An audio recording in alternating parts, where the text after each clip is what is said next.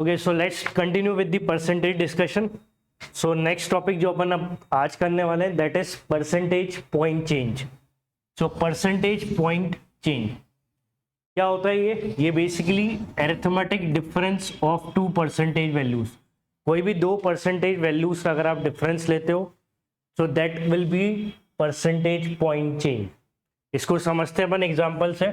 जैसे for example interest rates jump from 10% to 12%। ठीक है, किसी बैंक का इंटरेस्ट रेट लोन पे 10% से अगर 12% हो जाता है तो अपन ये बोल सकते हैं कि 12 और 10 का अगर अपन डिफरेंस लेते हैं तो that is 2। So that is 2 percentage point change.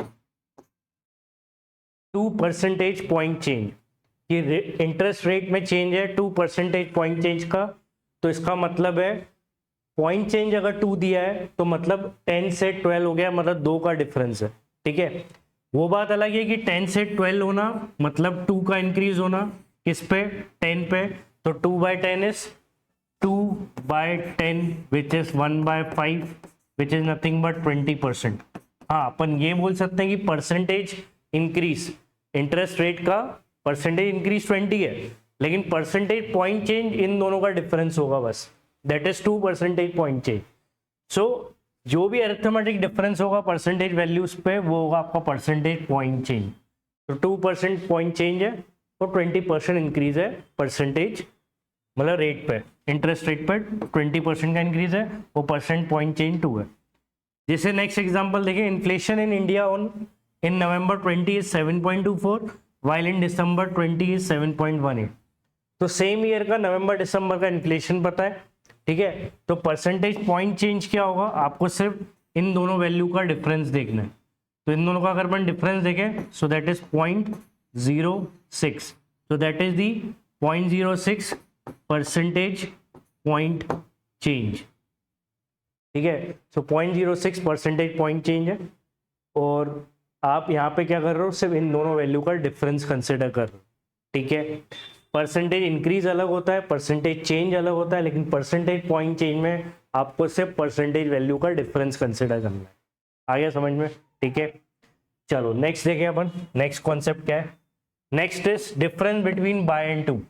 देखो, बाय और टू में डिफरेंस अपन को बहुत क्लियर रखना है, क्योंकि जब अपन डेटा इंटरप्रिटेशन के क्वेश्चंस करते हैं तो कुछ क्वेश्चंस में बाय लिखा होता है, कुछ में टू, तो बेसिक डाउट्स आते हैं, तो अपन को बहुत क्लियर रखना है बाय और टू में वर्क कैसे करना है। देखो, जैसे यहाँ पे मैंने एग्जांपल में बता दिया है, जैसे अमित सैलरी इंक्रीज बाय 20%, उसकी सैलरी 20% इंक्रीज हो गई है। तो क्या मतलब है इसका? कि उसकी जो नई सैलरी है, न्यू सैलरी, वो 120% है उसकी ओरिजिनल सैलरी से। ठीक है, जो भी उसकी ओरिजिनल सैलरी है उसमें आप 20% का इंक्रीमेंट कर रहे हो, मतलब 100 + 20। ठीक है, तो ओरिजिनल सैलरी का 120% अगर अपन कंसिडर करते हैं, मतलब 20% ज़्यादा कंसिडर करते हैं, तो वो उसकी न्यू सैलरी है। ठीक है, अगर लिखा है अमित सैलरी डिक्रीज बाय 20%, तो उसकी जो भी प्रेजेंट सैलरी है उसमें 20% का रिडक्शन हुआ है। सो दैट मीन जो अभी सैलरी है, जो उसकी प्रेजेंट सैलरी है, that is 80% of original salary. तो जो भी प्रेजेंट है वो 80% है। अब इसमें क्या हुआ? ये 80 में 100 - 20।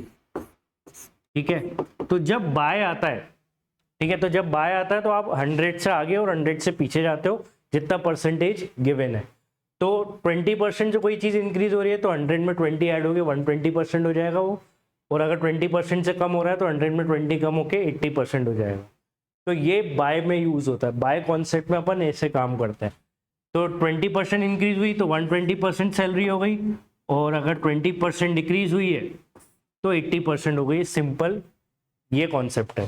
ठीक है, लेकिन यही बात अगर अपन 2 की करें तो 2 में क्या होता है? Amit salary increase to ₹5,000।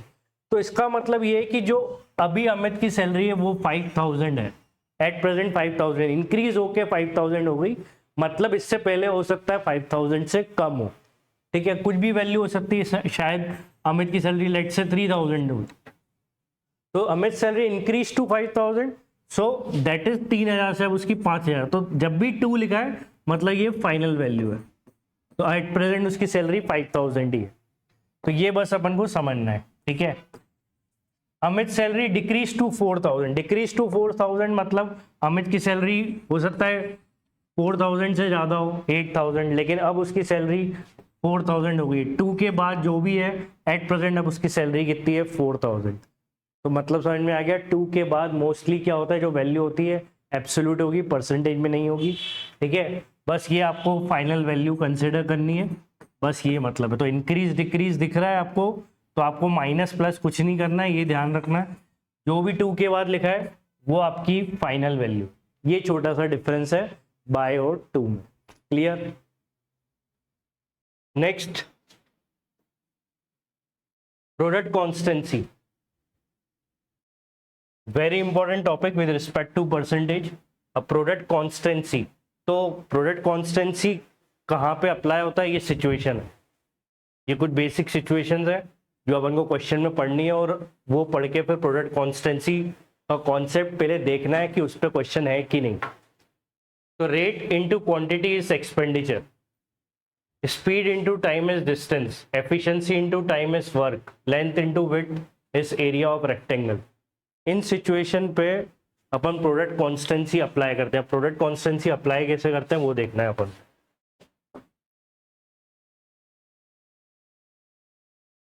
Rate into quantity is equal to expenditure.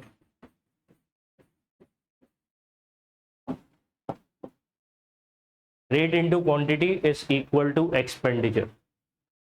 अब इसमें जो लिखा है प्रोडक्ट कॉन्स्टेंसी, प्रोडक्ट कॉन्स्टेंटी मतलब दो क्वांटिटी का जो प्रोडक्ट है वो कांस्टेंट होगा, मतलब एक्सपेंडिचर कांस्टेंट। तो एक्सपेंडिचर क्या है, कांस्टेंट है। अब जब दो क्वांटिटी का प्रोडक्ट कांस्टेंट हो जाता है, जब दो क्वांटिटी का प्रोडक्ट कांस्टेंट हो जाता है, तो जब एक क्वांटिटी इंक्रीज होती है तो दूसरी डिक्रीज होती है, एक इंक्रीज होगी तो दूसरी डिक्रीज होगी, या फिर कोई एक डिक्रीज होगी तो दूसरी इंक्रीज होगी। ये अपन को पहले अपने माइंड में क्लियर रखना है कि प्रोडक्ट कॉन्स्टेंसी मतलब कोई दो क्वांटिटी का प्रोडक्ट अगर कांस्टेंट है, तो जब कोई एक क्वांटिटी इंक्रीज होगी तो कॉन्स्टेंसी मेंटेन करने के लिए सेकेंड क्वांटिटी को डिक्रीज होना पड़ेगा। ठीक है, अब कैसे इस पे क्वेश्चन आते हैं वो अपन देखते हैं। ठीक है, तो वो ये है कि जैसे rate into quantity is expenditure. जैसे फॉर एग्जांपल अगर पेट्रोल की बात करें कि पेट्रोल का रेट मार्केट में 10% से इंक्रीज हो गया। ठीक है, क्या इंक्रीज हुआ है, रेट। तो रेट जो है वो 10% से इंक्रीज होगी, लेकिन आपका एक्सपेंडिचर कांस्टेंट ही है। तो क्वांटिटी या फिर कंजम्पशन, क्वांटिटी या कंजम्पशन में क्या परसेंटेज चेंज आएगा वो अपन को निकालना है। मतलब ये है कि फॉर एग्जांपल आप ना पेट्रोल 100 रुपये का ही भराते हो, हमेशा 100 रुपीज़ का ही पेट्रोल भरवाते हो, भले मार्केट में कुछ भी चेंज हो रहा हो, तो आपने अपना एक्सपेंडिचर कर दिया कांस्टेंट। अब आपको पता चलता है कि मार्केट में रेट पेट्रोल का 10% इंक्रीज हो गया। अब आप अभी भी 100 रुपये स्पेंड कर रहे हो, तो जब रेट बढ़ जाएगा तो आपकी क्वांटिटी कम हो जाएगी। तो क्वेश्चन ये है कि कितना परसेंट क्वांटिटी कम होगी। They are not asking absolute value, कितनी क्वांटिटी कम हो जाएगी। They are asking percentage change in your consumption, कितना कम मिलेगा, क्या चेंज आएगा आपके पेट्रोल के कंजम्पशन में। तो ये अपन को जो क्वेश्चंस आते हैं वो अपन को डिस्कस करना है। तो इसको कैसे हैंडल करना है वो अपन को समझना है कि पेट्रोल का रेट क्या है, 10% से इंक्रीज हो गया, और क्या बोलते हैं एक्सपेंडिचर कांस्टेंट है। तो इसमें अपन ऐसे देख सकते हैं कि एक price into consumption, price into consumption is equal to expenditure, ये अपन को पता है। पहले मैं आपको डिटेल में बता रहा हूँ, फिर मैं इसका एक शॉर्टकट बताऊंगा कि इसको अपन डायरेक्ट कैसे करेंगे।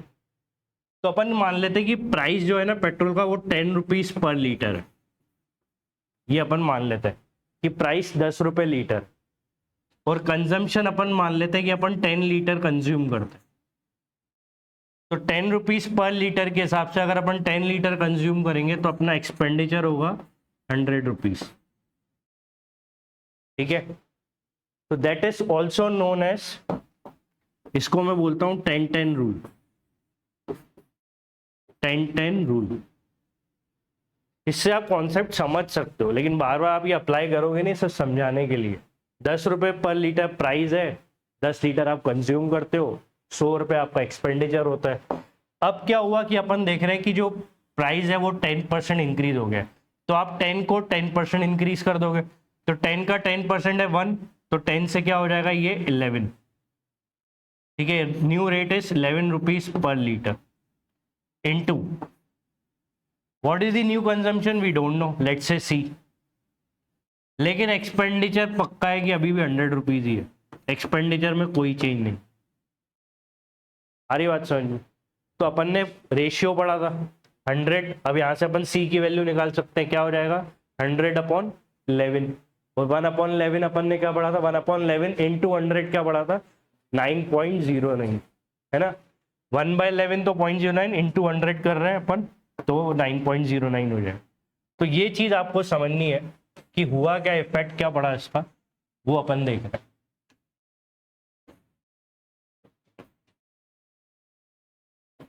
तो आप यहाँ पे ये देख रहे हो कि 100 है, अब सी की वैल्यू आप निकालते हो, तो आपकी सी की वैल्यू कितनी निकलेगी 100/11, ये आपका कंजम्पशन एट प्रेजेंट, कंजम्पशन आपका 100/11। पहले कितना था, पहले था 10, अब कितना है 100/11। आप इसको अगर चाहो तो मिक्स फ्रैक्शन बना लो, मिक्स फ्रैक्शन बनाओगे तो क्या बनेगा ये, या फिर आप सिंपल चेंज निकाल लो, चेंज निकालना अपन ने सीखा था। अभी कितना है 10, सॉरी पहले कितना था 10, अभी कितना है 100/11। तो चेंज कैसे निकालते हैं, क्या था कॉन्सेप्ट चेंज का, दोनों के बीच का difference divide by initial value multiplied by 100, है ना। तो ये थोड़ा प्रोसेस जो है थोड़ा लेंदी हो जाता है, पर फिर भी अपन पहले समझ लें कि जो अपन निकाल रहे हैं वो जो शॉर्टकट से चेक करेंगे वो सेम है कि नहीं। तो 10 से 100/11 हो गया, तो ये हो गया अपना difference 10 minus 100/11 divided by initial value is 10 multiplied by 100, that is the percentage change.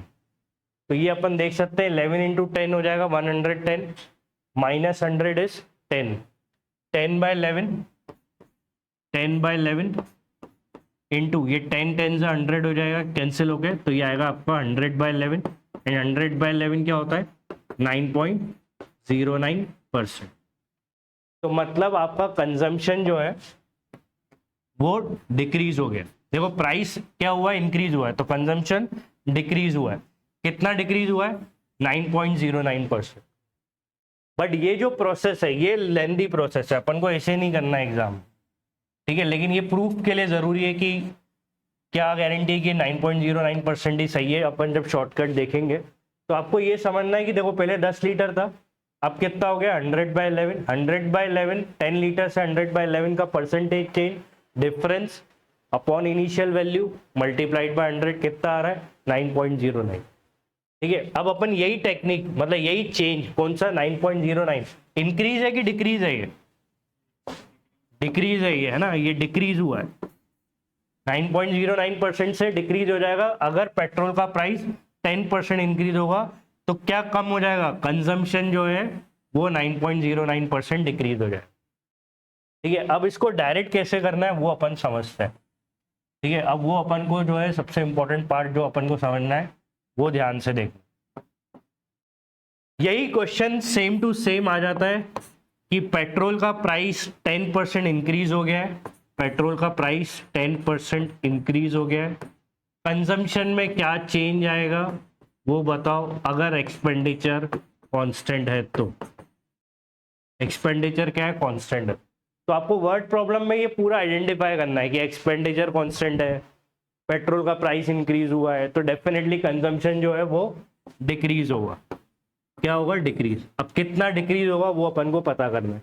तो देखो कुछ नहीं करना, ये जो 10% है इसका फ्रैक्शन ले लेना, वो क्या होता है 1/10, तो प्लस लिख देना कि जो प्राइस है वो 10% से इंक्रीज हुआ है, मतलब +1/10 से प्राइस इंक्रीज हुआ। आपको कंजम्पशन का परसेंटेज चेंज निकालना है तो आप क्या करोगे, न्यूमरेटर को एज इट इज लिखोगे 1 का 1 और नीचे से ऊपर 10 + 1 दैट इज 11। तो 1/11 का परसेंटेज क्या पढ़ा है अपन ने, 9.09%। ये आ गया डायरेक्ट एक लाइन में आंसर, इतना कुछ भी नहीं करना है आप, ठीक है। तो अगर आपका प्राइस 10% से इंक्रीज हुआ है तो कंजम्पशन डिक्रीज होगा, डिक्रीज मतलब माइनस, कितने से डिक्रीज होगा, आपको क्या करना है, जो न्यूमरेटर है वो एज इट इज लिखना है और डिनोमिनेटर कहाँ से आएगा, 10 + 1 दैट इज 11। तो 1/11 से आपका कंजम्पशन डिक्रीज हो जाएगा। Now what is 1/11, 9.09। ये सब करने की जरूरत ही नहीं, ठीक है। ये जो 10-10 रूल है ये जहां काम आता है वो अपन अलग से डिस्कस करेंगे, ऐसा नहीं है कि इसका कोई यूज नहीं है। लेकिन अगर एक्सपेंडिचर देखो, जब भी आपका RHS, दो चीजों का प्रोडक्ट मतलब RHS, जब RHS कांस्टेंट होगा तब आप ये डायरेक्ट टेक्निक लगा सकते हो, सिर्फ तभी लगा सकते हो जब आपका RHS कांस्टेंट होगा, ठीक है। स्पीड इनटू टाइम में अगर डिस्टेंस कांस्टेंट है तो अब आप इसको देखो क्या पढ़ सकते हो, देखो इधर सिर्फ इतने से आप ये 4 क्वेश्चन सॉल्व कर सकते हो एक बार में। 4 क्वेश्चन कैसे, कि एक तो ये हो गया कि प्राइस अगर 10% से इंक्रीज होता है तो कंजम्पशन 9.09% से डिक्रीज हो जाएगा in order to maintain constant expenditure. इसके लिए क्या बोल सकते हो, अगर आप एक कोई कांस्टेंट डिस्टेंस ट्रेवल कर रहे हो, एक कांस्टेंट डिस्टेंस, ठीक है, अगर एक कोई कांस्टेंट डिस्टेंस आप ट्रेवल करते हो और अगर आपने अपनी स्पीड 10% से बढ़ा दी तो आपका उसी डेस्टिनेशन में पहुंचने का टाइम कितना परसेंट कम हो जाएगा, 9.09। वो भी सेम ही क्वेश्चन हो गया। यही अगर आपका वर्क कांस्टेंट है, आप कोई वर्क करवाना चाह रहे हो, उसके लिए आपने कोई मैन फोर्स लगाया, वर्क कांस्टेंट है, अगर आपने एफिशिएंसी वर्कर्स की 10% बढ़ा दी तो आपका प्रोजेक्ट को खत्म होने में या वर्क को कंप्लीट होने में 9.09% टाइम कम लगेगा, ठीक है। सिमिलरली अगर बात करें आपको रेक्टेंगल का एरिया कांस्टेंट रखना, लेकिन आपने लेंथ को क्या कर दिया, 10% इंक्रीज कर दिया, लेकिन लेंथ 10% इंक्रीज करने के बाद एरिया अगर आपको कांस्टेंट रखना है तो आपको विड्थ को क्या करना पड़ेगा, 9.09% से डिक्रीज करना पड़ेगा। इन अदर वर्ड्स अगर ये वैल्यू आपको याद रही ना तो आप सेंटेंस रीड करते सही ऑप्शन मार्क कर दोगे, इतना टाइम बच जाएगा। तो दैट मीन्स इसलिए बोलते हैं कि अगर आपको प्रैक्टिस है, चेंज पे काम करने की प्रैक्टिस है, तो कुछ स्टैंडर्ड आंसर्स होते हैं जो अपन को याद हो जाते हैं और वही अपन अभी डिस्कस करने वाले हैं, ठीक है। तो ये तो हो गया था डिटेल कॉन्सेप्ट, ये तो अपन अभी लगा नहीं रहे। अपन को बस ये देखना है कि किस चेंज पे क्या इफेक्ट पड़ता है, वो अपन देख लेते हैं बस। अब मुझे क्या पता चला कि अगर इधर देखें अपन, ये जो अपनी 4 सिचुएशन है, इन 4 सिचुएशन में कोई भी क्वेश्चन आ जाए, बस कंडीशन क्या याद रखनी है कि RHS आपका कांस्टेंट हो। तो मतलब अगर इनमें से कोई भी एक 10% इंक्रीज होगा तो दूसरा 9.09% डिक्रीज होगा। ये आपका एक पेयर बन गया, इस पेयर को आप अपने दिमाग में बिठा लो, रटना नहीं है, रटना नहीं है, सिर्फ दिमाग में रखना कि ये कॉन्सेप्ट अपन को आता है, लेकिन ये लगाना कब है, कॉन्सेप्ट की हेडिंग बहुत क्लियर दिख रही है आपको, प्रोडक्ट कॉन्स्टेंसी, प्रोडक्ट कांस्टेंट हो तब लगाना है बस, ठीक है। चलो नेक्स्ट अगर अपन देखें कि अपन को पता चल गया कि लेट्स से कि मार्केट में उल्टा करते हैं हम, मार्केट में है ना पेट्रोल का प्राइस 10% डिक्रीज हो गया, कम हो गया, अब तो अभी भी 100 रुपये स्पेंड कर रहे हैं, अब कम हो गया तो हमको क्या मिलेगा, ज्यादा मिलेगा, तो कितना ज्यादा मिलेगा वो चाहिए, तो उसकी टेक्निक हमें पता है। हम क्या टेक्निक पता है कि भाई 10% कम हो गया तो 10% का फ्रैक्शन क्या होता है, 1/10, और कम हो गया उसके लिए हम यूज करेंगे माइनस, ठीक है। अब कितना बढ़ जाएगा consumption, 1 numerator as it is, numerator को एज इट इज लिखना है, इसका डिनोमिनेटर क्या बनेगा, 10 - 1, 10 - 1 दैट इज 9। अब 1/9 क्या होता है, 11.11%। इतना क्या होगा, 10% अगर पेट्रोल में प्राइस कम हुआ है तो आपका कंजम्पशन इतना इंक्रीज हो जाएगा, प्राइस कम हुई है ना तो कंजम्पशन बढ़ जाएगा, इंक्रीज हो जाएगा, ठीक है। तो ये बस अपने दिमाग में अगर आपने बिठा, ये सीधे आप क्वेश्चन ही सॉल्व कर रहे हो, बस आपके कोई टेक्निक पता है ना, मतलब आप क्वेश्चन ही निपटाते जा रहे हो, अगर ये बार टेक्निक आपको ये दिख गया पढ़ते टाइम कि हाँ एक्सपेंडिचर कांस्टेंट है, एक इंक्रीज हो रहा है तो दूसरा करस्पॉन्डिंग डिक्रीज होगा, ठीक है। तो बस इस पे आपको काम करना आना चाहिए, रेस्ट इज कंप्लीटली इजी, ठीक है। एक और एग्जांपल देख लेते हैं कि लेट्स से कि अगर अपन बोल रहे हैं कि स्पीड एक डिस्टेंस ट्रेवल करते टाइम मैंने अपनी स्पीड 25% इंक्रीज कर दी, ठीक है। मेरे को डेस्टिनेशन में थोड़ा जल्दी पहुंचना था तो मैंने अपनी स्पीड 25% इंक्रीज कर दी। तो अब मुझे पहले जो टाइम लग रहा था उसमें कितना चेंज आएगा वो मुझे पता करना है, ठीक है। तो अब यहाँ पे बात हो रही है किसकी, स्पीड की, कि आपने स्पीड जो है वो 25% इंक्रीज कर दी। तो टाइम क्या होगा, टाइम के साथ क्या होगा, डिक्रीज हो जाएगा, है ना। कितना डिक्रीज होगा, तो 25% क्या होता है 1/4, तो ये 1 एज इट इज, 4 + 1 क्या होता है 5, इतना आपका टाइम कम हो जाएगा, ठीक है। इतना आपका टाइम क्या हो जाएगा कम, मतलब कितना 20% डिक्रीज हो जाएगा, ठीक है। लेकिन एक चीज थोड़ी एडवांस भी क्लियर रखो, आपको बार बार हमेशा जरूरी नहीं है क्वेश्चन में परसेंटेज का ही चेंज पूछे। मैं आपसे पूछूं फाइनल टाइम क्या होगा, final time to reach the destination, तो मैं यही बोल रहा हूं कि अगर स्पीड 25% इंक्रीज हुई तो टाइम तो 20% कम हो जाएगा। तो फाइनल टाइम क्या होगा, फाइनल टाइम देखो पहले जो टाइम आपका था उसमें 20% कम हो गया, 20% क्या होता है 1/5 टाइम कम हो गया, मतलब अब आपको टाइम लगेगा 4/5 ऑफ ओरिजिनल टाइम। ये आपको समझना है कि अब आपका जो टाइम है डेस्टिनेशन पे पहुंचने का वो हो गया 4/5 ऑफ ओरिजिनल। कहां से आया 4/5, ये आपको 1 में से 1/5 माइनस करना है, 1 में से 1/5 माइनस करोगे तो आपका 4/5 ऑफ ओरिजिनल टाइम। ये सीखना है हमको, प्रोडक्ट कॉन्स्टेंसी लगाने के साथ साथ अपन को फाइनल रिजल्ट पे भी वर्क करना आना चाहिए कि उसका इफेक्ट क्या पड़ेगा। तो ये अपन को जो कॉन्सेप्ट है ना इस पे सीधे सीधे क्वेश्चन आए हुए हैं, अगर आपको ये लगाना आ गया तो एक भी इक्वेशन लिखने की जरूरत नहीं है, कुछ भी डेटा अज्यूम करने की जरूरत नहीं है। जो अगर जैसे मान लो आपको पता है कि आपको पहले डेस्टिनेशन पहुंचने में 5 घंटे लगते थे, अगर आपको डेस्टिनेशन पहुंचने में 5 घंटे लगते थे, क्वेश्चन में लिखा है एक डिस्टेंस कवर करने में यूजुअली 5 घंटे लगते हैं, आपने स्पीड 25% बढ़ा दी तो आपका इफेक्ट आएगा कि टाइम 20% कम हो जाएगा। 20% कम हो जाने का मतलब अब टाइम 80% लगेगा, तो 80% होता है आपका 4/5, तो आपको पहले वाले टाइम का ओरिजिनल टाइम का 4/5 लगेगा, तो 4/5 of 5 hours that is 4 hours आपको टाइम लगेगा। या फिर आप इससे कर लो कि 20% कम हो जाएगा, 1/5 कम हो जाएगा, तो 1 - 1/5 इज 4/5 ऑफ ओरिजिनल, तो 4/5 ऑफ ओरिजिनल टाइम लगेगा। ओरिजिनल टाइम क्वेश्चन में चमकता हुआ दिख रहा होगा, वो मल्टीप्लाई कर देना, आपका आंसर आ जाए। आ गई बात समझ में। तो आपको इन कॉन्सेप्ट के इफेक्ट, जो फाइनल इफेक्ट है उस पर भी काम करना आना चाहिए, ठीक है। तो इस पे अपन एक और डिस्कस करते हैं एग्जांपल। जैसे मैं आपसे बोलूं कि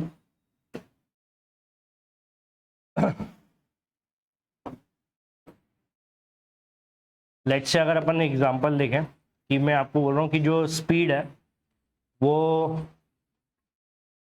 20% डिक्रीज हो गई, ठीक है। एक व्हीकल है उस पर कोई फॉल्ट आ गया जिसके वजह से उसकी स्पीड जो है वो 20% कम हो गई, 20% कम हो गई। अब ऑब्वियसली उस डेस्टिनेशन पहुंचने का क्या बढ़ जाएगा, टाइम बढ़ जाएगा। टाइम बढ़ जाएगा ना, तो कितना टाइम बढ़ जाएगा, तो पहले वो अपन देखें कि भाई -1/5 20% टाइम सॉरी स्पीड कम हो गई, तो टाइम कितना बढ़ेगा, plus numerator as it is 5 - 1 1/4, 1/4 time बढ़ जाए, 1/4 इज 25% टाइम बढ़ जाएगा, ठीक है। हाँ परसेंटेज में 25% बढ़ जाएगा। फाइनल इफेक्ट क्या है, नया टाइम क्या लगेगा, yes. So new time is आपको न्यू टाइम आप क्या बताना है कि 1/4 टाइम बढ़ जाएगा। तो 1/4 होता है 25%। 20 आप ऐसे भी कर सकते हो, 25% टाइम बढ़ जाएगा ना, तो आप 100 में 25 ऐड कर दो, 125% टाइम लगेगा। ऐसे भी बोल सकते हो 125% ऑफ ओरिजिनल टाइम। अब 125% का फ्रैक्शन बना लो, तो क्या बनेगा 125/100 of original time, 25 5 25 4 5/4 of original time. ऐसे कर लो, या फिर आप ऐसा कर लो कि 1/4 ऐड कर दो, तो ये बन जाएगा 5/4। 5/4 ऑफ ओरिजिनल टाइम लगेगा, 5/4 ऑफ ओरिजिनल टाइम। आ रहा है समझ में मतलब? ठीक है, ये अगर आपको आ गया ना करना तो आपका बहुत टाइम बच जाएगा। तो ये हो गया 25% जो है वो टाइम बढ़ जाएगा। ठीक है, तो ये सब इफेक्ट बस काम करना है। परसेंटेज से सीखना क्या है, परसेंटेज चैप्टर में आता क्या है, वो ये इफेक्ट पे काम करना आना चाहिए, चेंज पे काम करना आना चाहिए, तो जाके क्वेश्चन सॉल्व होते हैं। आज भी ऐसी टाइप के ही क्वेश्चंस आते हैं, और आपको उस पर बस जल्दी से इम्प्लीमेंट करना आना चाहिए, ये इंपॉर्टेंट है। ठीक है, तो अभी अपन ने जो क्वेश्चन देखा, अभी जो मैंने आपसे चेंज बोला, तो उसमें चेंज क्या करा था मैंने आपसे बोला था कि इसमें आपका जो स्पीड है वो क्या हो गई, 20% कम हो गई। तो आपने करा -1/5, तो टाइम कितना बढ़ गया 1/4, तो मतलब 25% टाइम बढ़ गया। तो ये एक पेयर बन गया। अब क्या पेयर बन गया ये, कि अगर कोई भी क्वांटिटी 20% से कम होगी तो उसकी दूसरी क्वांटिटी को 25% बढ़ाना होगा, अगर प्रोडक्ट कांस्टेंट रखना है तो। कितने पेयर याद करोगे, इतना पॉसिबल तो नहीं कि सारे पेयर याद करें। तो अपन याद ना करने से अच्छा अपन निकालना सीख लें, एक पता है तो दूसरा जल्दी से निकाल लें। कंडीशन क्या है कि फ्रैक्शन पता हो, फ्रैक्शन बताओ इसका।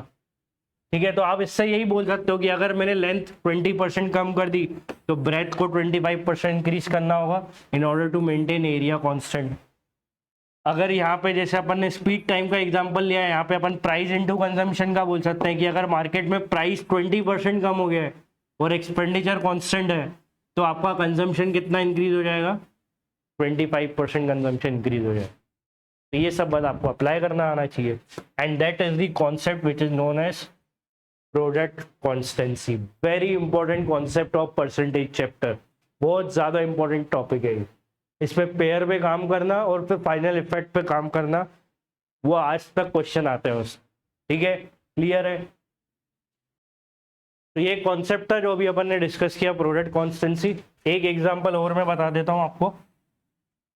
ठीक है, दैट इज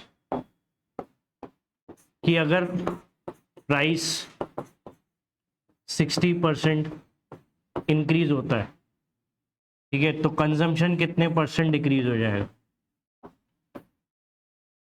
तो ये आप और देख लो एक एग्जांपल कि 60% प्राइस इंक्रीज हो गया तो कंजम्पशन कितना % कम हो जाएगा अगर एक्सपेंडिचर कांस्टेंट है। तो 60% क्या होता है, 3/5। 3/5 से आपका प्राइस इंक्रीज हो गया तो कंजम्पशन कितने से कम हो जाएगा, 3/5 + 3 दैट इज 8। इतने से कंजम्पशन कम हो जाएगा। ठीक है, 3 एज इट इज, 5 + 3 8, 3/8 से कम हो जाएगा। 3/8 से कम हो जाएगा मतलब आपका नया कंजम्पशन क्या होगा, new consumption will be 5/8 of original consumption. ये आपको करना आना चाहिए। अगर प्राइस 60% बढ़ेगा तो कंजम्पशन 3/8 कम हो जाएगा, new consumption will be 5/8 of original consumption. Now what is 5/8? 5/8 is 62.5%। कराया था अपन ने क्लास में, है ना, प्रीवियस स्लाइड्स में देखा था अपन ने 62.5%। 5/8 of original consumption, 62.5% of original consumption. तो आपको ये सीखना है कि क्वेश्चन ऐसे आते हैं कि प्राइस अगर इतना बढ़ गया तो नया कंजम्पशन क्या होगा, तो नया कंजम्पशन होगा 5/8 ऑफ ओरिजिनल। कहाँ से आया 5/8? तो पहले आपको कंजम्पशन का चेंज बताना पड़ेगा। कैसे बताना है वो, ये numerator as it is 5 + 3 8, 3/8 consumption कम हो गया तो नया कंजम्पशन 5/8 ऑफ ओरिजिनल कंजम्पशन। आ गई बात समझ में? अब मान लो ओरिजिनल कंजम्पशन अगर आपका 80 kg था तो आपका नया कंजम्पशन 5/8 ऑफ 80 50 kg हो जाएगा, कम हो गया। तो ये तो क्वेश्चन में गिवन रहेगा, क्वेश्चन पे पूछा था नया कंजम्पशन, ठीक है, आगे समझ में? तो ये प्रैक्टिस करनी है अपन को। अभी अपन वर्ड प्रॉब्लम्स करेंगे तो और अच्छा हो जाएगा, बट अभी आपको कॉन्सेप्ट अपना अच्छा रखना है बस, कि चेंज पे जब प्रोडक्ट कॉन्स्टेंसी सिचुएशन आएगी तो अपन को क्या करना है। ठीक है, अब इस पे एक प्रॉब्लम डिस्कस करते हैं। देखो ये प्रॉब्लम कैसे आती है, प्रोडक्ट कॉन्स्टेंसी की problem. Due to 50% increase in the price of rice, Sumit purchase 5 kg less rice with the same amount of ₹60। What is the new price of rice? देखो अपन ने प्रोडक्ट कॉन्स्टेंसी पढ़ तो लिया, प्रोडक्ट कॉन्स्टेंसी ऐसे थोड़ी मिलेगा आपको कि price into consumption equal to expenditure. इसमें बोल दिया जाएगा एक्सपेंडिचर कांस्टेंट है, ये तो आपको स्टेटमेंट में समझना है कि ये है ऐसा। तो यहाँ पे अपन को क्या बोला है, सबसे पहले देखो इफेक्ट क्या है, 50% प्राइस का इंक्रीज है। प्राइस कितने से इंक्रीज हुआ है? प्राइस इंक्रीज हुआ है 50%। ठीक है, कंजम्पशन, कंजम्पशन जो है प्राइस इनटू कंजम्पशन एक्सपेंडिचर होता है। कंजम्पशन क्या हुआ कि जैसे ही प्राइस बढ़ गया तो सुमित को 5 किलो राइस, 5 kg राइस कम मिली। कम कब होगा? प्राइस बढ़ने पे क्वांटिटी या कंजम्पशन कब कम होगा? जब आपका एक्सपेंडिचर कांस्टेंट है। ठीक है, जब आपका एक्सपेंडिचर कांस्टेंट है तभी तो आप आज भी उतने ही रुपए स्पेंड कर रहे हैं, या सुमित आज भी उतना ही रुपए स्पेंड कर रहा है जो पहले करता था। वो क्या करता था पहले? 60 रुपीज। तो जिसके वजह से पहले भी वो 60 रुपीज ही स्पेंड करता था, और अब उसको 5 किलो राइस कम मिल रहा है 60 रुपीज स्पेंड करने पे, तो कंजम्पशन उसका कम हो गया प्राइस के इंक्रीज होने से। अब यहाँ पे क्वेश्चन में क्या गिवन है, कंजम्पशन एब्सोल्यूट वैल्यू गिवन है कि 5 किलो कंजम्पशन उसका कम हो गया। ठीक है, प्राइस इनटू कंजम्पशन क्या होता है? दैट इज एक्सपेंडिचर, और वो उसका कांस्टेंट है 60 रुपीज। ये कांस्टेंट एक्सपेंडिचर है, पहले भी 60 रुपीज स्पेंड करता था, अभी भी 60 स्पेंड करता। तो ऐसी जो प्रॉब्लम आती है ना, इन प्रॉब्लम में ये सिचुएशन ढूंढना इंपॉर्टेंट है, समझना इंपॉर्टेंट है, तब जाके तो आंसर पे आएगा। अब आंसर कैसे आएगा? देखो प्राइस बढ़ गया 50%, देखो लिखा है ना, with the same amount of ₹60। जो पहले स्पेंड करता था अभी भी 60 रुपीज स्पेंड करता। तो प्राइस 50% इंक्रीज, और क्वेश्चन ने पूछा न्यू प्राइस बताओ। ठीक है, तो 50% प्राइस बढ़ गया, जो पहले प्राइस था उसका 50% इंक्रीज हो गया। तो हमने क्या पढ़ा है, 50% का फ्रैक्शन 1/2। प्राइस 50% बढ़ गया तो इफेक्ट क्या होता है, कंजम्पशन कितना कम हो जाएगा, वो अपन ने इफेक्ट पढ़ा है ना। क्या होगा, 1 as it is, numerator as it is, 2 + 1 3। इतना कंजम्पशन क्या हो जाएगा, कम हो जाएगा, 1/3 कम हो जाएगा। ठीक है, 1/3 कम हो जाएगा। अब कितना कम होगा वो तो क्वेश्चन ने दिया है। अरे 1/3 कौन सा, पहले का 1/3 जो आप पहले यूज करते थे उसका 1/3 कम हो जाएगा, यही मतलब है भाई। कंजम्पशन कितना कम हो रहा है, 1/3। तो 1/3 of original consumption, 1/3 of original consumption is 5 kg, ये गिवन था। तो ओरिजिनल कंजम्पशन कितना हो गया, 3 × 5 15 kg। मतलब आप पहले सुमित कितना स्पेंड करता था, 15 kg कंज्यूम करता था, सॉरी कितना कंज्यूम करता था, 15 किलो। आपने यहां से पता ये कर लिया कि कितना कम होगा, 1/3 कम हो जाएगा। किसका 1/3, जो पहले यूज होता था उसका 1/3। तो पहले क्या यूज होता था हमें तो नहीं पता, तो उसका 1/3 देख लिया और वो हमने क्वेश्चन से इक्वेट कर दिया। 1/3 ऑफ कंजम्पशन इज 5 kg, तो कितना कंज्यूम करता था, 15 kg।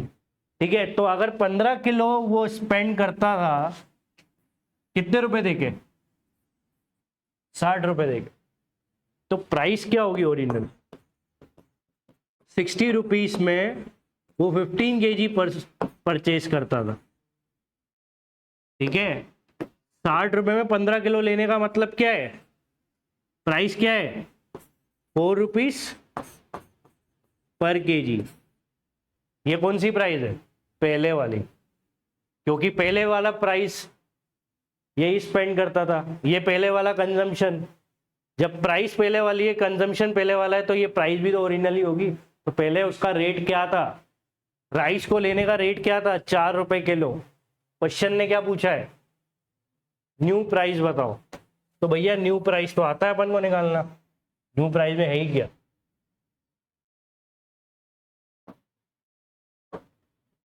ठीक है, न्यू प्राइस में क्या है वो देख लो आप।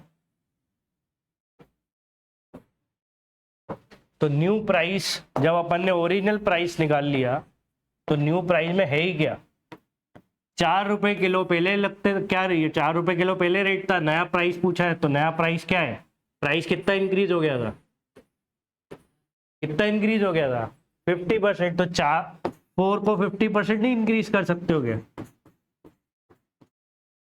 4 का 50% क्या है 2 ऐड कर दो उसमें, नया प्राइस है 6 रुपीज पर केजी। ये आपका फाइनल चमकता हुआ आंसर है, 6 रुपए किलो। ये आपको इनपुट आंसर मार्क करना है या फिर इनपुट करके आना है। 50% प्राइस इंक्रीज होने पे कंजम्पशन 1/3 कम हो जाएगा, 1/3 कंजम्पशन दिया हुआ है 5 kg, 1/3 ऑफ ओरिजिनल इज 5, तो ओरिजिनल इज 15। 15 किलो वो 60 रुपए में खरीदता था, उससे आपने निकाल लिया 60 डिवाइड बाय 15 करके 4 रुपए किलो ओरिजिनल प्राइस।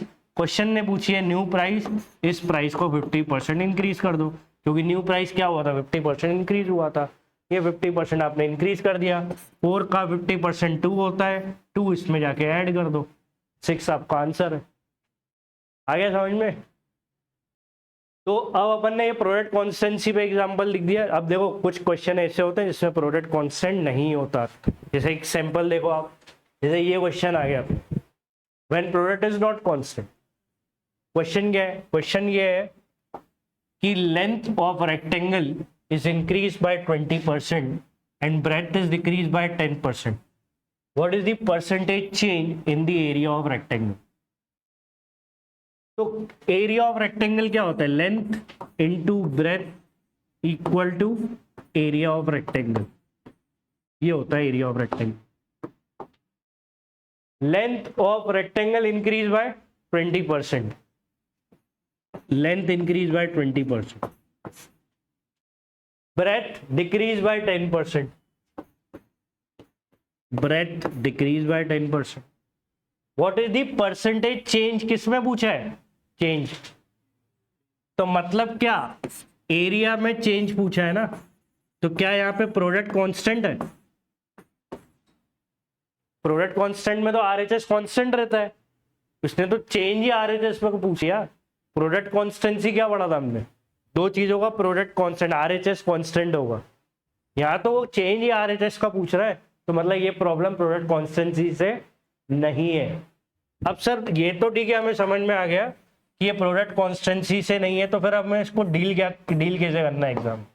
इसमें आप सिंपल सा कॉन्सेप्ट लगा देना, कौन सा, 10-10 रूल।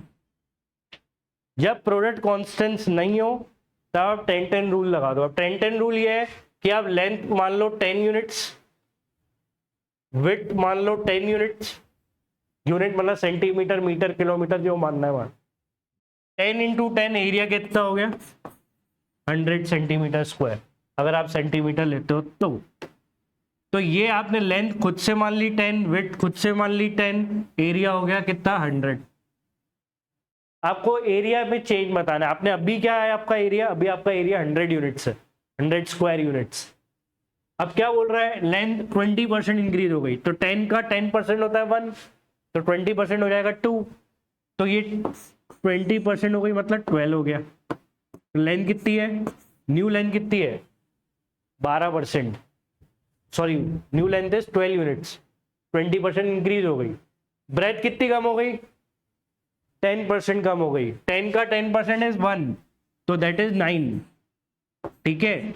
अपन ने क्या कर दिया 10% कम कर दिया, 10% होगा 1, 10 माइनस 1 इज 9, तो what is 12 into 9, that is 108।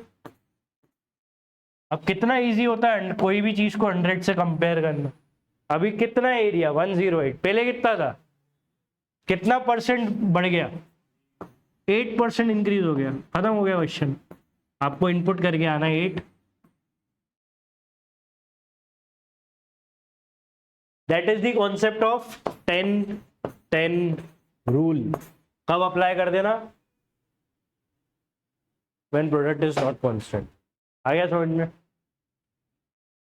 ठीक है, तो ये प्रोडक्ट जब कांस्टेंट नहीं है तब अपन ने एक एग्जांपल देख लिया। अब अपन एक एक्चुअल क्वेश्चन देखते हैं जिसपे ये बेस्ड है। ये एक्चुअल कैट का क्वेश्चन है,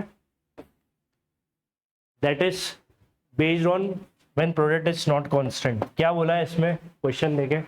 इन a village the production of food grains increase by 40%। Production 40% बढ़ गया, and the per capita production of food grains increased by 27% during a certain period. The percentage by which the population of the village increased during the same period is nearest to. अब इसमें सबसे पहले आपको यहाँ पे ढूंढने parameters, मतलब किस पे बात हो रही है।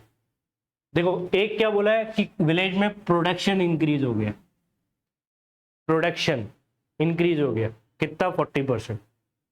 नेक्स्ट वर्ड है per capita production. Per capita production जो है वो भी 27% इंक्रीज हो गया। ठीक है, एक सर्टेन पीरियड में पर कैपिटा प्रोडक्शन भी 27% इंक्रीज होता हुआ दिख रहा है। प्रोडक्शन आपका प्रोडक्शन भी इंक्रीज होता हुआ दिख रहा है।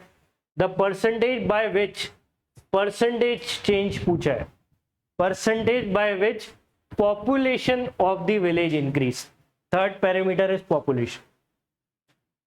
तो जैसे अपन ने कॉन्सेप्ट में पढ़ा था, price into consumption is equal to expenditure, speed into time is distance.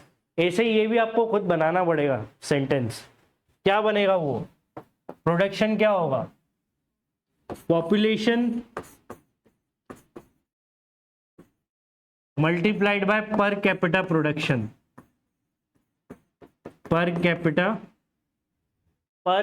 Production is equal to what? Is equal to, that is total production, that is the production. पहले ये सेंटेंस, पहले ये आपको कॉन्सेप्ट दिखना चाहिए कि ये बनेगा कि population into per capita production is total production. मान लो 10 लोग हैं गांव में, 1 यूनिट प्रोड्यूस करता है, एक पर्सन 1 यूनिट प्रोड्यूस करता है, एक पर्सन 1 यूनिट प्रोड्यूस करता है, 10 लोग हैं गांव में, तो कितना प्रोडक्शन हो रहा है? 10 यूनिट्स प्रोड्यूस हो रहा है, 10 यूनिट्स प्रोड्यूस हो रहा है।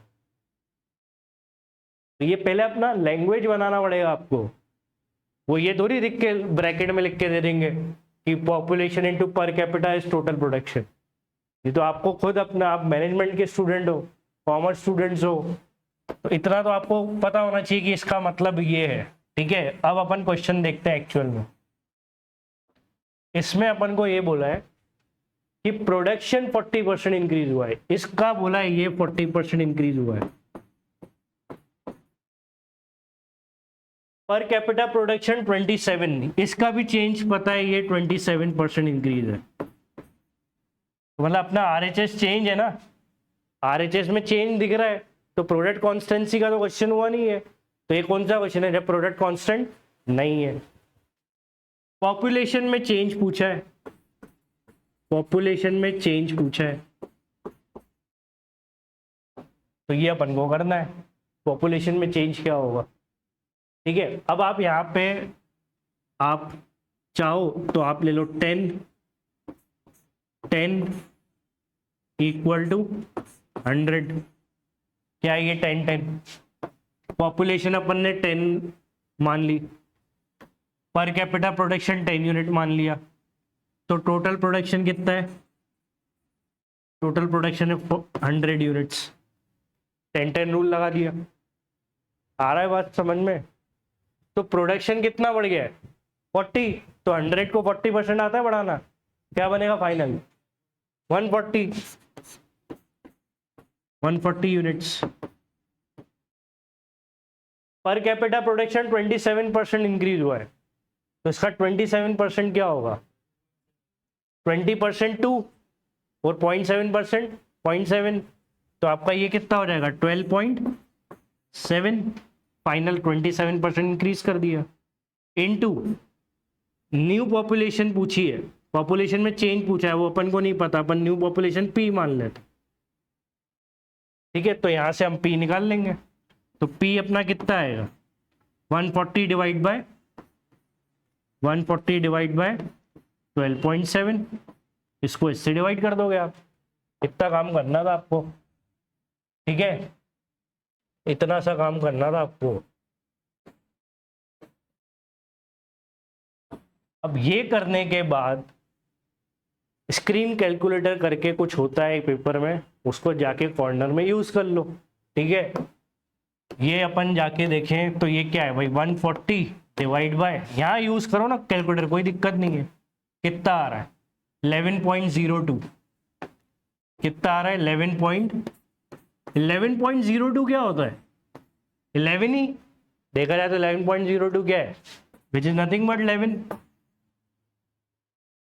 तो पहले पॉपुलेशन कितनी थी 10, अब कितनी है 11, तो 10 से 11 का कितना इंक्रीज होता है भाई, ये 10 है, अब हो गया 11, तो कितने का इंक्रीज है 1/10 क्या होता है 1/10 होता है आपका 10%। ये मैंने अप्रोक्स कर दिया था ना, 11.02 को क्या लिया मैंने 11 ले लिया, नियरेस्ट टू पूछा है ना अप्रोक्स, तो मैंने 11.02 को 11 ले लिया, तो मेरा इंटीजर आ गया 10, पर क्लोजेस्ट से क्लोजेस्ट क्या है 10%।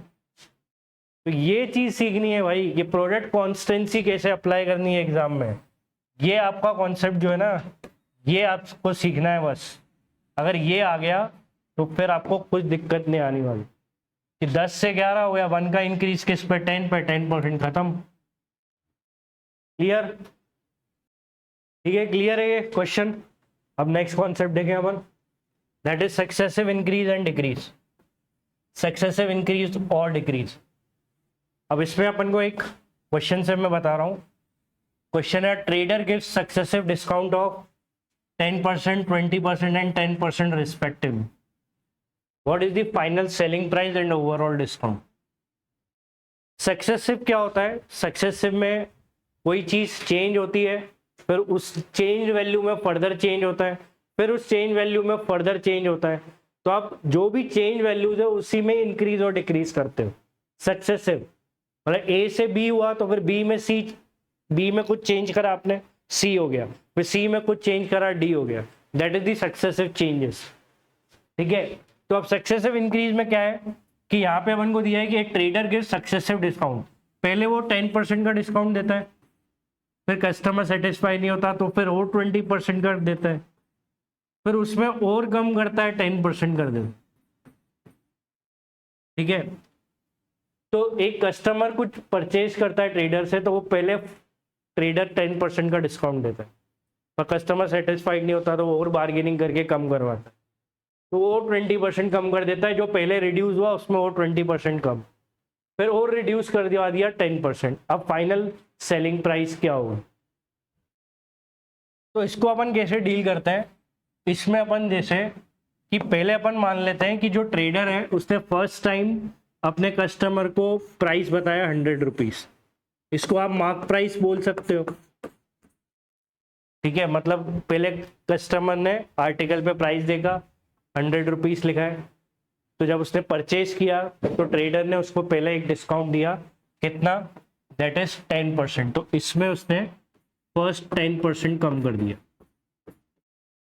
तो 100 का 10% कितना हो गया 10, तो 10 रुपीज कम कर दिए, ठीक है। तो 10 रुपीज कम कर दिए यहाँ पे, तो अब ये वैल्यू हो गई 90।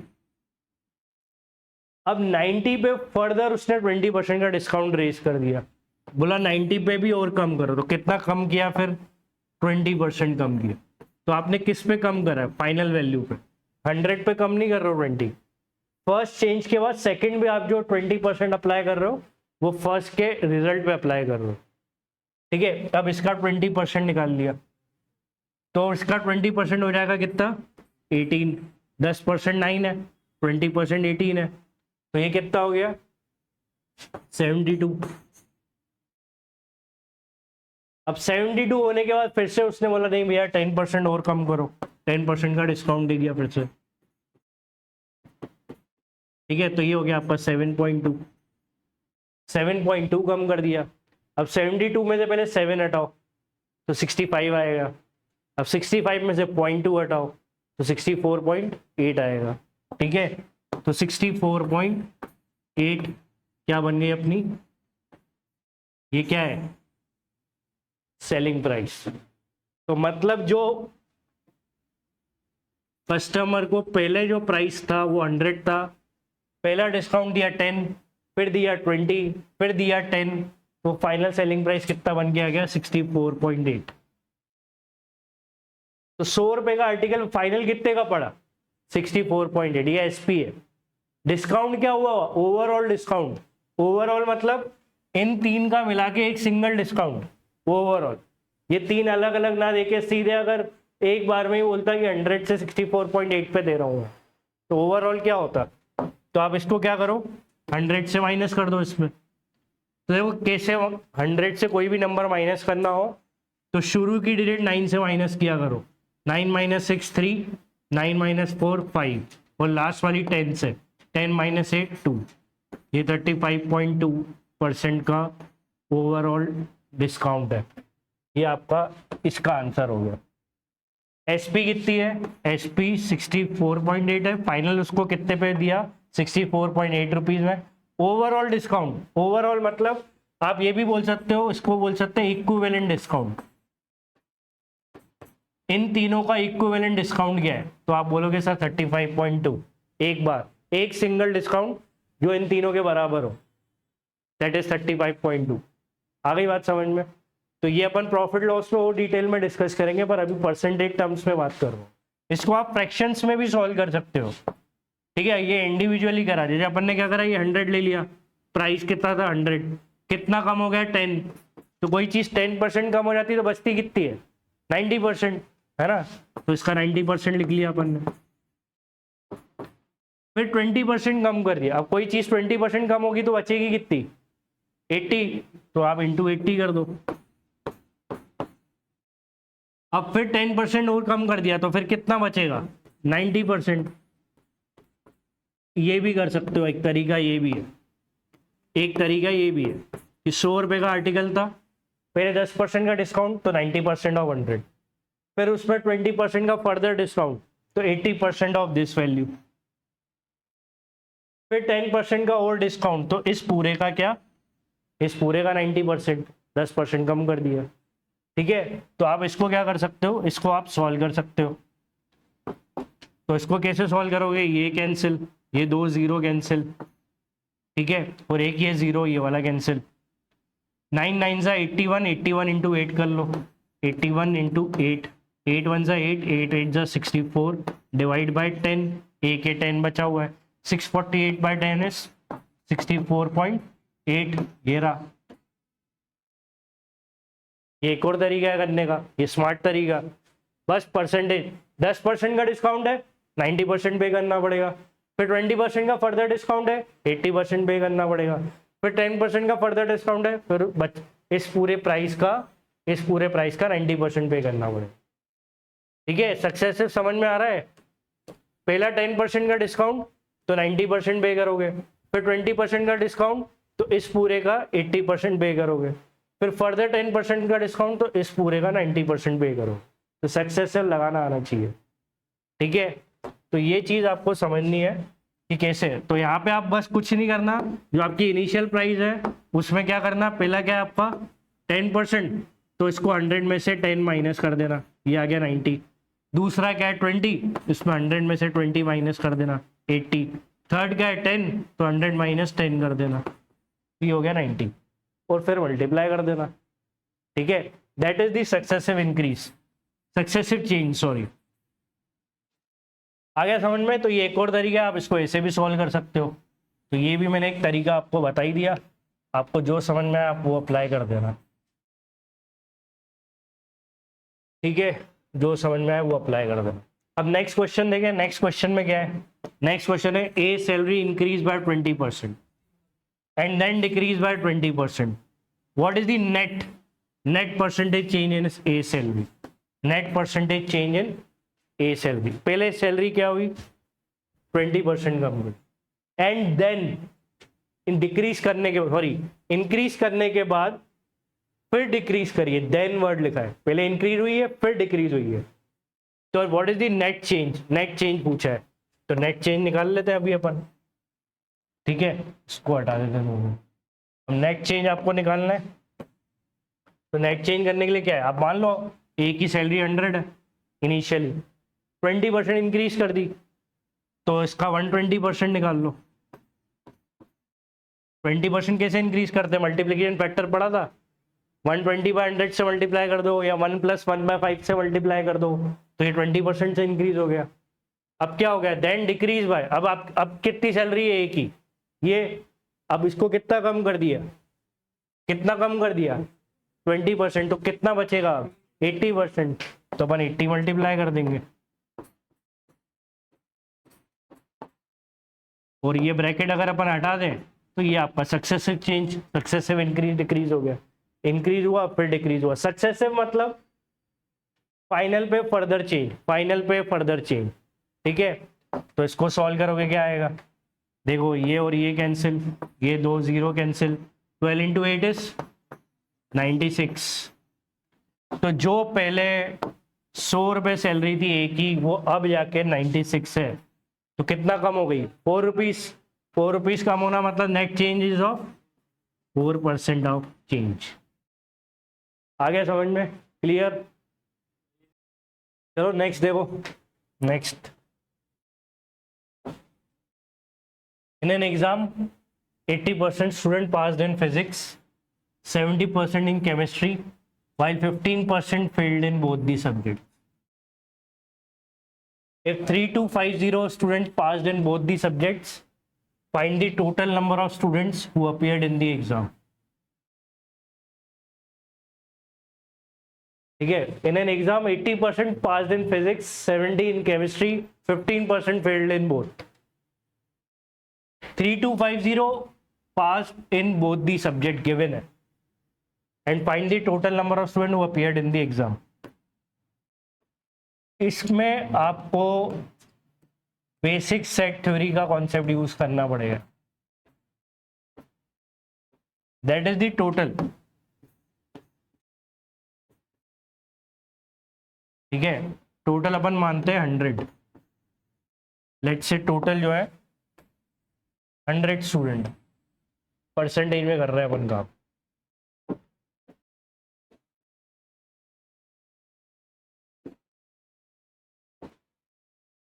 इसमें अपन टोटल मान रहे हैं 100 स्टूडेंट्स है, ठीक है। अब इसमें गिवन क्या है कि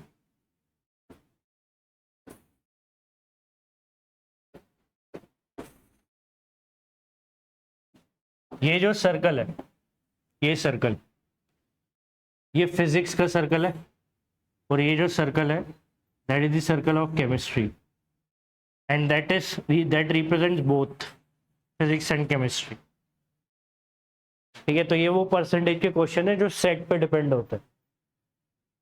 80% स्टूडेंट पास इन फिजिक्स, ये फिजिक्स का पास का सर्कल है, जितने पास हुए हैं 80%, टोटल कितने लिए अपन ने 100, तो 80 पास हुए फिजिक्स में, 70 इन केमिस्ट्री, केमिस्ट्री में कितने, ये केमिस्ट्री का सर्कल है दैट इज 70, ठीक है। 15% फेल्ड इन बोथ, 100 का 15%, 15, ये दोनों सर्कल कौन से, पास के सर्कल, तो यहाँ पे आएगा 15 फेल्ड इन बोथ। बाहर वाला एरिया क्या रिप्रेजेंट कर रहा है, जो दोनों में फेल है। ये सर्कल क्या रिप्रेजेंट कर रहा है, जो फिजिक्स में पास है, कितने 80। ये सर्कल क्या रिप्रेजेंट कर रहा है, जो 70 में पास है। और ये बीच वाला पार्ट क्या रिप्रेजेंट कर रहा है, जो दोनों में पास है। बाहर वाला पार्ट जो दोनों में फेल है। और ये टोटल, टोटल कितना है 100। कितना समझ में आया। अब अपन को क्या दिया है, 3250 स्टूडेंट पास्ड इन बोथ, ये बोथ अपन को दिया, पर अपन का तो 100 है टोटल, अपना टोटल कितना है 100, 3250 थोड़ी हो सकता है। तो अपन को यहाँ पे अपने कॉन्सेप्ट में क्या करना पड़ेगा, अपन मान लेंगे कि अपन ने 100 अज्यूम किए थे, उसमें दोनों में जो पास है वो x मान लिए मैंने, दोनों में जो पास है वो x स्टूडेंट है।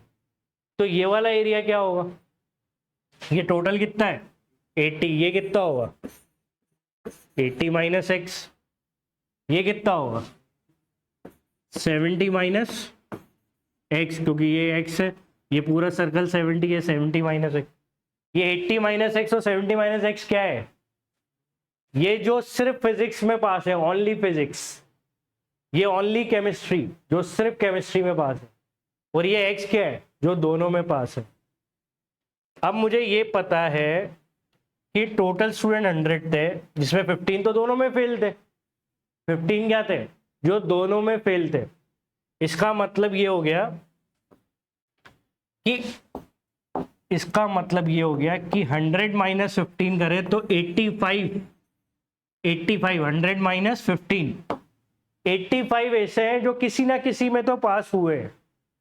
तो वो क्या है, ओनली फिजिक्स, बोथ और ओनली केमिस्ट्री। तो ये 85 किसके बराबर है, 85 किसके बराबर है, देखो ये पूरा सर्कल कितना है, ये सर्कल कितना है पूरा 80, और ये एक्स्ट्रा कितना है 70 माइनस एक्स, ये तीनों का टोटल चाहिए ना, इन तीनों का टोटल क्या है 85, समझ में आ रहा है।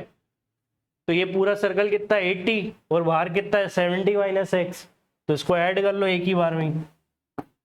तो 80 प्लस 70 माइनस एक्स, तो 80 प्लस 70 150, तो 150 माइनस 85, ठीक है, तो ये कितना आ जाएगा 65। ये समझ में आया, ये आ गया अपना बोथ। अपन के 100 डेटा का बोथ कौन है, अपन ने जो 100 एज्यूम करा था उसका बोथ कौन है, क्या है वैल्यू उसका बोथ 65। तो अब अपन को क्या करना है, अब अपन को ये पता है कि ये जो 65 है अपना 65 बोथ का, वो अपने क्वेश्चन का कितना है, एक्चुअल कितने पास हुए 3250 पास्ड इन बोथ, अपना बोथ कितना है 65, 65 रिप्रेजेंट्स 3250। अपन को क्या निकालना है, नंबर ऑफ स्टूडेंट अपीयर्ड, हमने कितने माने थे,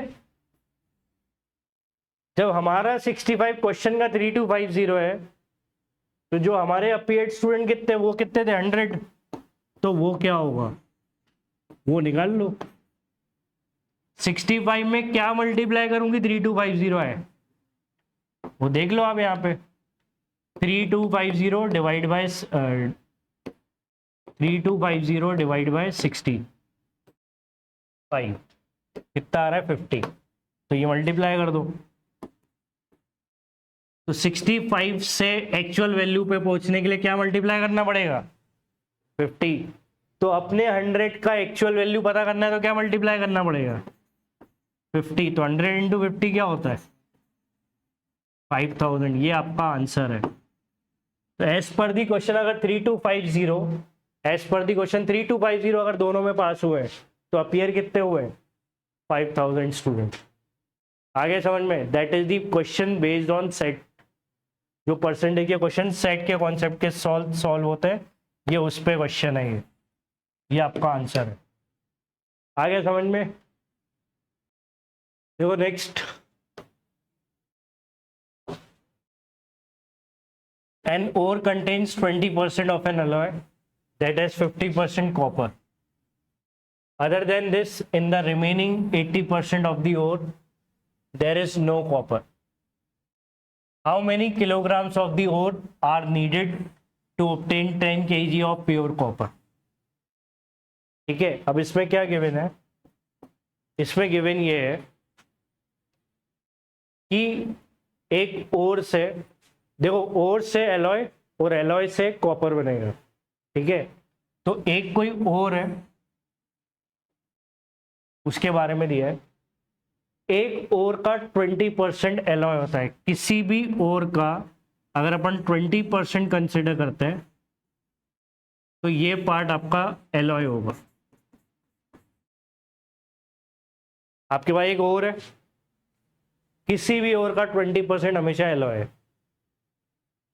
अब an ore contains 20% of an alloy that has, that मतलब एलॉय की बात हो रही है, उस एलॉय में कॉपर कितना है 50%। मतलब ये जो एलॉय है इसका जो 50% है वो क्या है, कॉपर।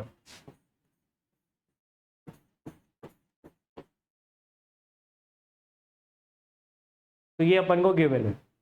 तो देखो पहली बात कि ओर का 20% तो एलॉय है, ठीक है। जैसे मान लो ये ओर है, ठीक है, ये ओर है।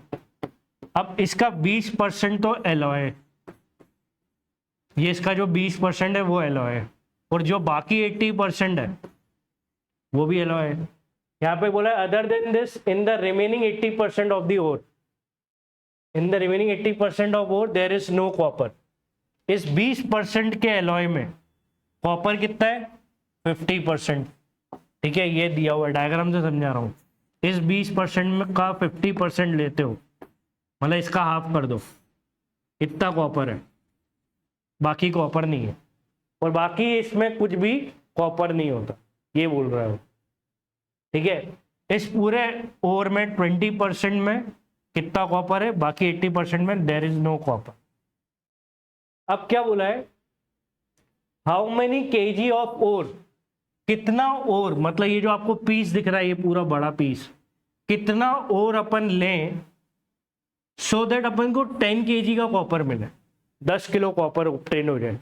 तो कितना ओर अपन लें, और पता क्या है, पता ये है कि किसी भी ओर का 20% एलॉय होता है और उसका 50% कॉपर होता है, बाकी में कोई कॉपर नहीं होता, ठीक है। ये उन्होंने एक रेफरेंस दे के रखा है कि अगर आपके पास कोई भी और होगा उसका 20% जो है वो एलॉय होगा, ठीक है। ये वाला पार्ट आपका एलॉय है, इतना पूरा पार्ट आपका एलॉय है, और इसका जो 50% है वो आपका कॉपर होगा, बाकी कहीं भी कॉपर नहीं है। तो आप कितना और लो जिससे आपको 10 किलो कॉपर मिले, ठीक है। तो वो अपन समझते हैं, ठीक है। अब वो आप ध्यान से देखो, मेरे को कॉपर दे के रखा है, कितना चाहिए, कितना चाहिए कॉपर, 10 केजी चाहिए। और कितना ले वो चाहिए ना, तो और को अपन मान लेते हैं, और लेट से मैं x केजी ले लेता हूं, ठीक है।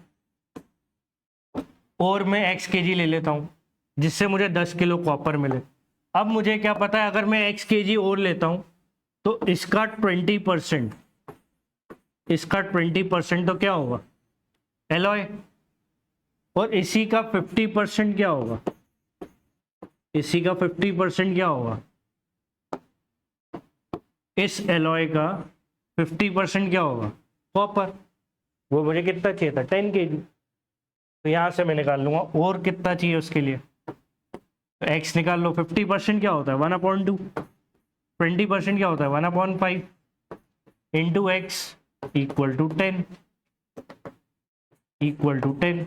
अब यहाँ से x नहीं निकल जाएगा क्या, 2 इंटू 5 10, 10 इंटू 10 100, और कितना चाहिए 100, खत्म हो गया क्वेश्चन, x इज 100। तो कितना केजी में और चाहिए, दैट इज 100 केजी, जिसमें आपको 10 किलो कॉपर मिलेगा। आ गया समझ में, ठीक है। अब नेक्स्ट देखिए, next, a batsman scored 100 runs which include 4 boundaries and 6 sixes.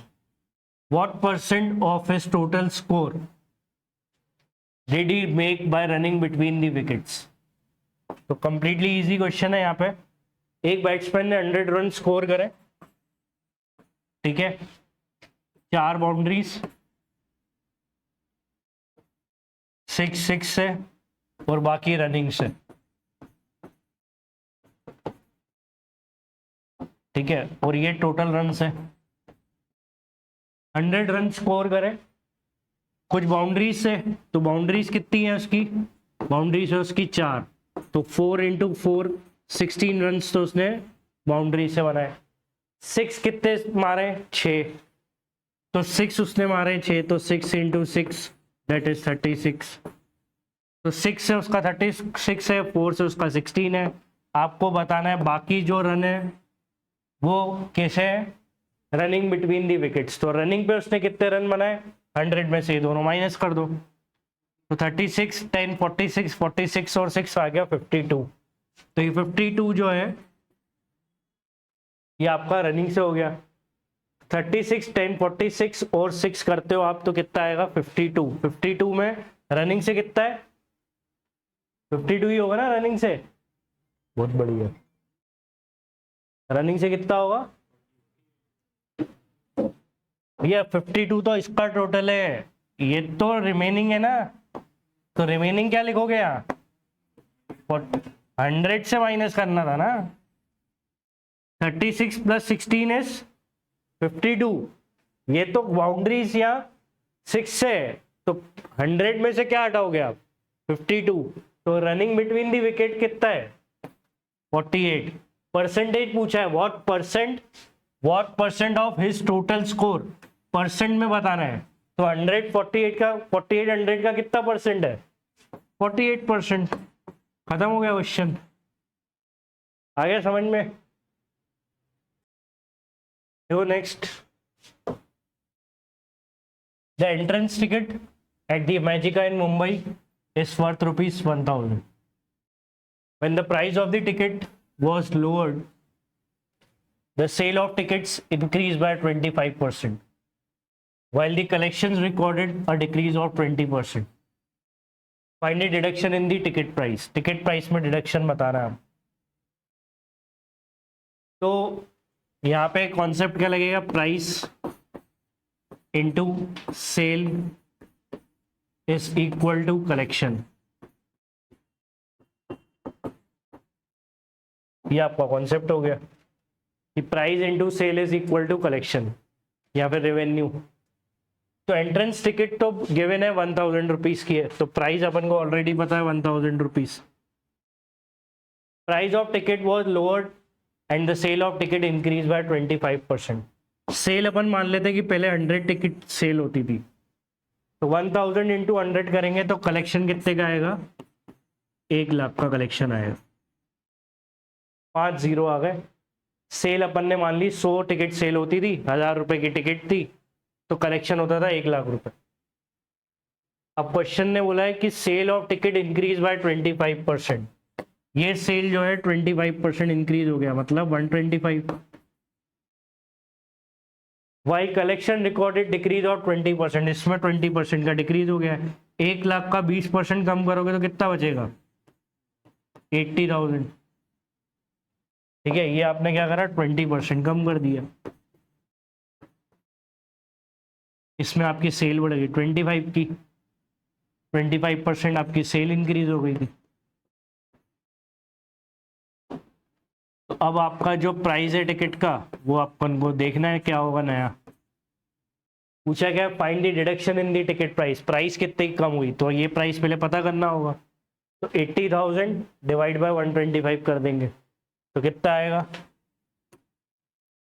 80,000 divide by 125 640। तो ये प्राइस कितना आ गया आपका? ये प्राइस आ जाएगा आपका 640। कैसे आएगा? 80,000 को किससे डिवाइड करोगे? ये कलेक्शन को किससे डिवाइड करोगे? न्यू सेल से। तो collection divide by new sale that is the new price. तो पहले प्राइस कितना था? 1000, अब कितना है? 640। तो कितना रिड्यूस हो गया? That is 360। That is option B. आ गया समझ में? देखो नेक्स्ट, the salary of A is 20% lower than B's salary and the salary of C is 56.25% greater than A's salary. By how much percent the salary of B is less than the salary of C? तो 3% है यहाँ पे, एक A, एक B और एक C। इन तीनों का सैलरी कंपैरिजन गिवन है। ए salary 20% lower than B salary, ठीक है। तो बी की सैलरी अपन 100 मान लेते हैं, इसको अपन ने अज्यूम कर लिया, लेट। अब ए की सैलरी 20% कम है बी से, तो ए की कितनी हो जाएगी, इसका 20% कम करोगे तो 80 हो गया ए का। And C salary is greater than A, ठीक है। सी की सैलरी क्या है, कितनी ज्यादा है, 56.25% ज्यादा है। 56.25% का फ्रैक्शन क्या होता है, 9/, अब काम आ रहा है ये, समझ में आया। ये फ्रैक्शन पता होने से टाइम कितना बच गया अपना प्रॉब्लम करने का। अगर ये आपको परसेंटेज का फ्रैक्शन नहीं पता हो तो आपका टाइम कितना चला जाएगा। ये डिनोमिनेटर में आपको 16 दिख रहा है और ये 80 उसी का मल्टीपल है। और सी की सैलरी क्या है, ग्रेटर है ए से, तो कम से कम तो 80 होगी ही होगी, 80 तो है ही ना। सी की सैलरी ए से ज्यादा है तो 80 तो होगी ही होगी, ए की तो 80 है ही। एक्स्ट्रा कितनी है, 9/16 ज्यादा है, तो निकाल लो इसका 9/16। 9/16 ऑफ 80 निकाल लो, 16 इंटू 5 80, 5 इंटू 9 45 ज्यादा है, इसका मतलब इस पर 45 ऐड कर दो, तो मतलब सी की सैलरी है 125। आ गई बात समझ में। तो ऐसे काम करते हैं, इंक्रीज पे कैसे काम करना है, इसको 56.25 से बढ़ाना है, मतलब 9/16 से बढ़ाना है। इसका 9/16 होता है कितना, 45, 80 का 45 उठा के इसमें ऐड कर दो। आ गई बात समझ में। तो ये किसकी सैलरी आ गई, आपकी सी की। अब क्वेश्चन ने क्या पूछा है, by how much percent, percent में आंसर देना है। B is less than C, B C से कितना कम, तो बी सी से कितना कम है, 25 कम है। क्यों नहीं, 25 तो कम है ना, सही तो है, परसेंट दोहरी बोल रहा हूं ना, क्यों कर रहे हो, मैंने वर्ड परसेंट दोहरी बोला। 25 कम है ना, तो नो नो क्यों कर रहे हो बैठ के, 25% दोहरी बोला मैंने। आ रही बात समझ में, 25% बोलता तो गलत है ना, 25 तो कम है ना भाई, 125 और 100 तो कितना कम है बी सी से, 25 भी तो कम है, क्या नो क्यों बोल रहे हो फिर, 25 कम है। ये क्या लिखा है वर्ड, देखो ध्यान से, ये वर्ड क्या लिखा है, देन, देन के बाद जिसका नाम है उससे कंपेयर हो रहा है, तो 25 कम है, बी की सी से कंपेयर करना है, तो 25 कम है सी से, तो कितनी कम है, जिससे कंपेयर करते हैं उसको नीचे लिखते हैं अपन। ये ध्यान रखना भैया, जिससे कंपेयर करते हैं वो वैल्यू डिनोमिनेटर में रखते हैं। बी सी से 25 कम है, ये वैल्यू में 25 कम है, परसेंट में कितना कम है, 25 कम है। कंपेयर किससे कर रहे हो आप, सी से, जिससे कंपेयर कर रहे हो वो वैल्यू नीचे आएगी, ठीक है। तो ये क्या बनेगा आपका, 25 और 5, ये बन गया 1/5, 1/5 कितना होता है, 20% आपका आंसर है। बी सी से 20% कम है। या फिर आप ऐसे देख लो, ऑप्शन से देख लो कि 125 का 20% निकाल लो, 10% क्या है इसका 12.5, 20% क्या है 25, 125 में से 20 कम कर दो, सॉरी 25 कम कर दो, तो यही आएगा ना 100। तो ये डायरेक्ट कर सकते हो ऑप्शन से। आ गई बात समझ में। या तो फिर इससे कर लो, 100 125 से 25 कम है, 25 किससे कंपेयर करना है, 125 से, 1/5 होता है, मतलब बी सी से 1/5 कम है, मतलब 20% कम है, आंसर इज ए। आ गया समझ में। चलो नेक्स्ट देखिए हम, next is to pass an exam 30% marks are essential. A obtains 20% marks less than the pass marks and B obtains 50% marks less than A. What percent less than the sum of A and B marks should C obtain to pass the exam? Again comparison based question है percentage का। इसको कैसे deal करना है, देखो यहाँ पे 3 person है, A, B और C। To pass an exam 30% marks are essential, 30% minimum marks आने चाहिए पास होने के लिए। तो मैक्सिमम मार्क्स क्या है वो अपन को नहीं पता, अपन अज्यूम कर लेते हैं। लेट्स से कि जो मैक्सिमम मार्क्स है वो 100 है, ठीक है। देखो पूरा क्वेश्चन परसेंटेज में, कहीं कोई एब्सोल्यूट वैल्यू नहीं है, तो आप डेटा खुद से अज्यूम कर लो। मैक्सिमम मार्क्स क्या मान लो 100, ठीक है। अब अगर 100 मैक्सिमम मार्क्स है तो क्या बोला है, पास होने के लिए 30% मार्क्स चाहिए, तो पासिंग मार्क्स आपके कितने हो गए, that is 30। To pass an exam 30% marks are essential, minimum 30 marks आने चाहिए, ठीक है। अब क्वेश्चन क्या है देखो ध्यान से, क्वेश्चन ये है कि ए ऑब्टेन्स 20% मार्क्स लेस देन दी पास मार्क्स, पास मार्क्स से कितना कम है 20%, तो 30 का 20% निकाल लो, 6 आएगा, 10% 3 है, ठीक है। तो 6 मार्क्स कम आए, तो ए के कितने मार्क्स आए, दैट इज 24, 20% लेस। अब B obtains 50% marks less than A, B का कंपैरिजन ए से दिया है कि B का स्कोर A से 50% कम है, तो 24 का 50% क्या है 12, तो 12 कम कर दो, तो ये B के मार्क्स हो गए। अब नेक्स्ट है what percent less than the sum of A's and B's marks, sum of A and B, A और B का मार्क्स का सम करें तो क्या आएगा, ए और बी के मार्क्स का सम करते हैं, 24 plus 12 will be 36, that is the 36, right.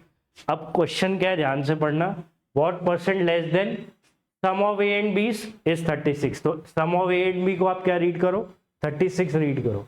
So what percent less than 36 should C obtain to pass the exam, 36 से नीचे कितने मार्क्स लेके आने, कितने परसेंट कम लेके आने टू पास दी एग्जाम, तो पास होने के लिए कितने चाहिए 30, और ये सम कितना है 36, सम से कितना कम लेके आए टू पास दी एग्जाम, तो अपन को यहाँ पे अगर 36 से सी को कितने मार्क्स लेके आने 30, पास होने के लिए कितने लाने 30, तो सम से कितने परसेंट कम लाने, एब्सोल्यूट कितने कम लाने, एब्सोल्यूट तो अपन को दिख रहा है 6 कम लाने, बट परसेंट कितना कम लाना है, तो 6 कम लाना है आउट ऑफ 36, 6 किससे कम लाने 36, 36 से 6 का ड्रॉप होगा किसमें 36 में, तो इसका फ्रैक्शन निकाल लो, 6 1 जा 6, 6 6 जा 36, 1/6 अपन ने पढ़ा ही है कितना परसेंटेज होता है, that is 16.67%।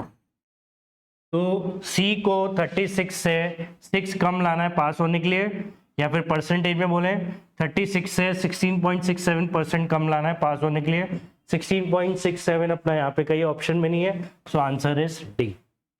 Clear, to get the next one now, in an exam the maximum possible score is n while the pass marks is 45% of n. A candidate obtained 36 marks but falls short of the pass mark by 68%. Which one of the following is correct? अब यहाँ पे comparison type question है ये, इसमें क्या बोला है कि एक एग्जाम में maximum possible score is n, n maximum possible score है, ये स्कोर आना चाहिए पास होने, नहीं ये maximum score, the maximum possible score is n while pass marks is 45% of n, passing marks 45% है, तो 45% ऑफ n, n का अगर अपन 45% लेके आते हैं तो पास हो जाएंगे, that is the passing marks. A candidate obtain 36 marks, देखो अगर इतने आते हैं तो क्या होता है पासिंग मार्क्स है, इतने आने चाहिए, इतने आएंगे तो पास हो जाएंगे, लेकिन एक कैंडिडेट के कितने मार्क्स आते हैं, उसके 36 मार्क्स आते, 36 मार्क्स आते, candidate obtain 36 marks but falls short of, passing marks obtain करने में कमी रह गई, क्या कमी रह गई, falls short of pass mark by 68%, 68% कम ले गया है, कम ले गया है, ठीक है, फॉल्स शॉर्ट बाय 68%, तो इसका मतलब ये हो गया ये जो ऑब्टेन मार्क्स हैं ये जो ऑब्टेन मार्क्स है, जो उसने ऑब्टेन किया है, वो क्या है? ये जो ऑब्टेन किया है falls short of pass mark by 68%। 68% कम ले गया है। मतलब ये वाला जो स्कोर है वो है क्या? इस पासिंग मार्क का 68% कम ले गया है। ये स्कोर 68% कम है, तो मतलब ये पासिंग मार्क्स का कितना है? 32% है। ये समझना था। And that is equal to, अच्छा इसको ऐसे देखो आप, अगर मैं पासिंग मार्क्स का 32% लेके आता हूं तो मतलब मैं पासिंग मार्क्स का 68% कम लेके आ रहा हूं, है ना? तो ये क्वेश्चन में दिया है कि वो 68% कम लेके आया। अगर मैं पासिंग मार्क्स का 32% लेके आया हूँ तो मैं कितना कम लेके आया हूँ? कितनी कमी रहेगी पासिंग मार्क्स लाने में? 68%। यही तो क्वेश्चन में लिखा है। तो 32% of 45% of n is 36। n निकाल लो। ठीक है, तो ये अपन को करना था। ये बस आपको सेंटेंस ध्यान से समझना है कि 32% ऑफ पासिंग मार्क्स, मतलब ये 36 क्या है? ये 32% है, और लेके कितने कितने कम पड़ गए लाना? 68% कम पड़ गया लाना। इतनी कमी रह गई, इतना वो लेके आ गए। आ गई बात समझ में अब? ठीक है, तो n निकालना क्या है अपन को? Which one of the following is correct? निकालो। 32% of 45% of n is 36। n की वैल्यू निकाल लो। तो 9 5 जा 45, 9 4 जा 36, 4 8 जा 32, 8 5 जा 40, या 5 इंटू 20 आपका हो गया 100। और ये कितना हो गया? 4 2 जा 8, 4 5 जा 20, और ये 2 इंटू 50, 50 इंटू 5 250। एन आ गया आपका कितना? 250। ये आपका आंसर है। मतलब जो पेपर था उसका मैक्सिमम पॉसिबल स्कोर जो एन था वो कितना है? 250। अब 250 कौन सी रेंज में? ये बोल रहा है less than equal to 200। No, तो 250 इसके बीच में होगा ना, 243 से 252 के बीच में। ये आपका करेक्ट आंसर है। ये गलत है, ये 253 बोल रहा है और ये 201 से 242 बोल रहा है। एक्चुअल आंसर क्या है? 250। आगे बात समझ में? तो ये वैल्यू किस रेंज में है? इस रेंज में। ठीक है, तो देखो next. No, a box has 450 balls, each either white or black, there being as many metallic white balls as metallic black balls। पहले इतनी इंफॉर्मेशन समझते हैं। एक बॉक्स में 450 बॉल्स हैं जिसमें कुछ वाइट है कुछ ब्लैक है। अब एक इंफॉर्मेशन और है, कुछ वाइट है कुछ ब्लैक है, और एक इंफॉर्मेशन है मेटेलिक को लेके कि जितनी मेटेलिक वाइट है उतनी ही मेटेलिक ब्लैक है। ठीक है, if 40% of white and 50% of black they are metallic, तो मेटेलिक कितनी है वो रिलेट करके दे दी कि व्हाइट में 40% मेटेलिक है और ब्लैक में 50% मेटेलिक है। क्वेश्चन क्या बोल रहा है? Then the number of non metallic balls in the boxes. Non metallic कितना है पूरे बॉक्स में? टोटल नॉन मेटेलिक कितनी है वो बतानी है। तो भाई सबसे पहले आप एक चीज ये समझो कि एक बॉक्स है,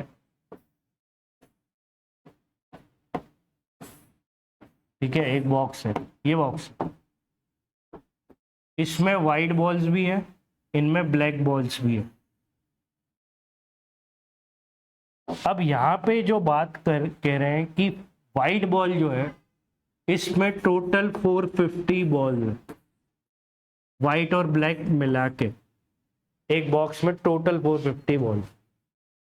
अब इसमें क्या बोल दिया कि आइदर वाइट और ब्लैक, आइदर वाइट और ब्लैक। अब मेटेलिक बॉल्स इक्वल है। अब पहले ये देखो कि वाइट बॉल जो है वो कितनी है, अपन मान लेते हैं W वाइट बॉल्स है और ब्लैक बॉल्स B है, इन दोनों का टोटल 450 है। वाइट का 40%, वाइट का 40% मेटेलिक है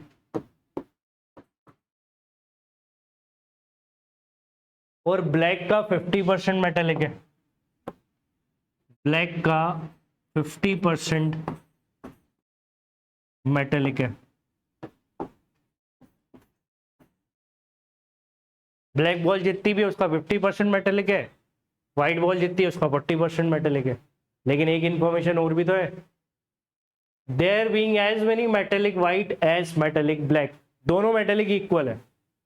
मतलब क्या हुआ कि 40% का फ्रैक्शन क्या होता है, 2/5। 50% का फ्रैक्शन क्या होता है, 1/2। इसका मतलब 2/5 ऑफ W, 2/5 ऑफ W व्हाइट बॉल्स और half of black, half of black. ये दोनों क्या है, इक्वल, मतलब मेटेलिक पार्ट इक्वल है ना। और यहां से आप क्या निकाल लोगे, व्हाइट और ब्लैक का रेशियो।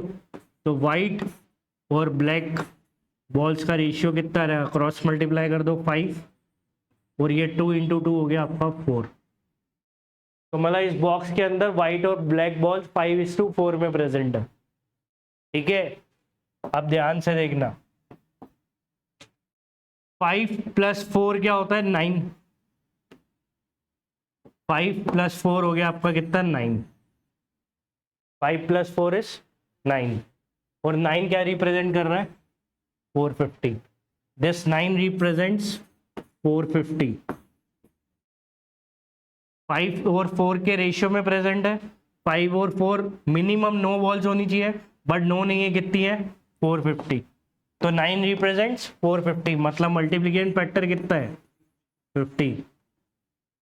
तब आप एक्चुअल क्या निकालने होंगे, व्हाइट बॉल्स कितनी है, ब्लैक बॉल कितनी है। तो भैया व्हाइट बॉल कितनी है एक्चुअल, 5 × 50 करोगे और ब्लैक बॉल्स कितनी है, 4 × 50 करोगे। तो 5 × 50 करते हो तो आपकी बॉल्स कितनी हो गई, 250 हो गई आपकी व्हाइट बॉल्स। तो 4 × 50 करते हो तो 200 हो गई आपकी ब्लैक बॉल्स। इतना वर्ड समझ में आ गया। 450 का डिस्ट्रीब्यूशन क्लियर है। अब क्या निकालना था, नंबर ऑफ नॉन मेटेलिक कितनी है, तो नॉन मेटेलिक निकाल लो भाई। नॉन मेटेलिक क्या है, जब 40% मेटेलिक है तो इसका कितना नॉन मेटेलिक होगा, 60%। वो 60% क्या होता है, 3/5 ऑफ 250। ठीक है, तो वो कितना होगा, 5 × 5 = 25, 5 × 3 = 15, 150। 150 नॉन मेटेलिक है। क्या है, नॉन मेटेलिक कितनी है, 150। अब यहाँ पे देख लो ब्लैक में क्या है, ब्लैक में 50% क्या है, मेटेलिक, तो 50% क्या होगी, नॉन मेटेलिक। 200 का हाफ कर दो तो नॉन मेटेलिक कितना हो गया, नॉन मेटेलिक हो जाएगा आपका सीधे सीधे 100। इसमें ब्लैक की कैटेगरी में तो क्वेश्चन ने पूछा था टोटल नॉन मेटेलिक बताओ, 150 + 100 दैट इज 250 आपका आंसर है। आ गई बात समझ में।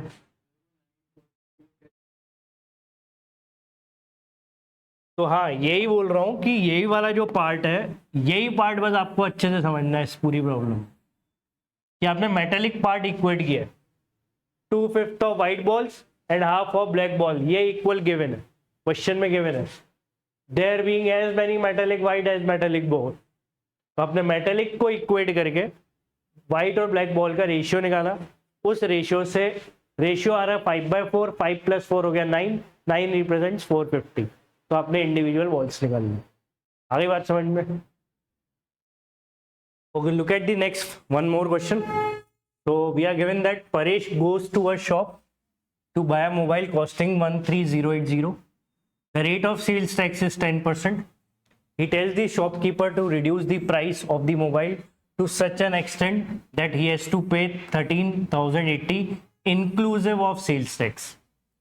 Find the percentage reduction needed in the price of mobile to justify this requirement. तो यहाँ पे क्वेश्चन ये है कि परेश एक शॉप को विजिट करता है और वहाँ पे देखता है कि मोबाइल की कॉस्ट कितनी है 13,080 प्लस उस पर 10% का टैक्स भी लगता है।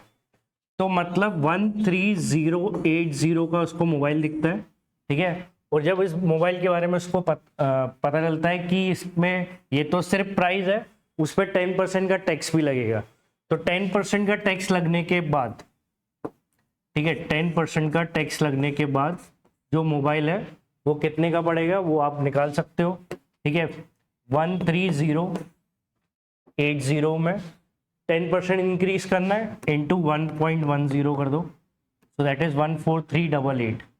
तो 14388 का मोबाइल उसको पड़ेगा, ठीक है, क्योंकि 10% क्या लग रहा है, ये टैक्स।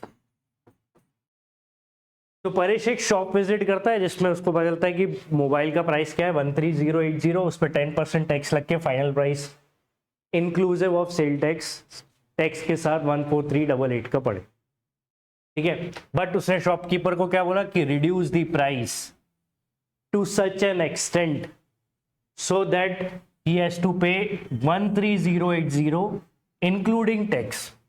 मतलब क्या बोल दिया कि आप प्राइस कम करो, 13,080 तो नहीं दूंगा मैं, आप प्राइस कम करो और टैक्स के साथ मेरे को 13,080 का मोबाइल दो, ठीक है। तो मतलब उसको वापस यहां पे आना। तो क्वेश्चन क्या है, find the percentage reduction needed in the price of mobile. तो ये जब फर्स्ट टाइम ट्रेडर ने क्या बोला, शॉपकीपर ने क्या बोला, भाई इतने का पड़ेगा, लेकिन परेश ने क्या बोला, मेरे को टैक्स के साथ 13,080 का दो। तो ठीक है भाई, अब वापस आना है हमको।